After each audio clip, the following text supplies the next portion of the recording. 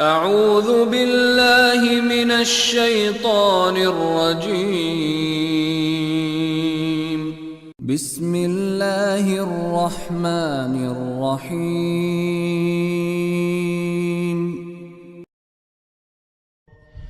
الحمد لله الذي أنزل على عبده الكتاب ولم يجعل له عوجا قيما لينذر بأسا شديدا من لدنه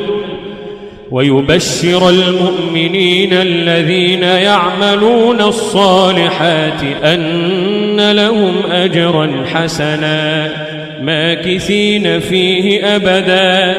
وينذر الذين قالوا اتخذ الله ولدا ما لهم به من علم ولا لآبائهم كبرت كلمة تخرج من أفواههم إن يقولون إلا كذبا فلعلك باخع نفسك على آثارهم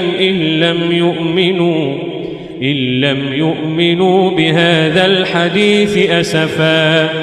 إنا جعلنا ما على الأرض زينة لها لنبلوهم أيهم أحسن عملا وإنا لجاعلون ما عليها صعيدا جرزا أم حسبت أن أصحاب الكهف والرقيم كانوا من آياتنا عجبا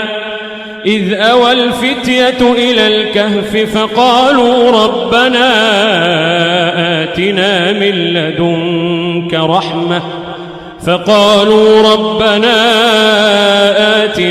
لدنك رحمة وهيئ لنا من أمرنا رشدا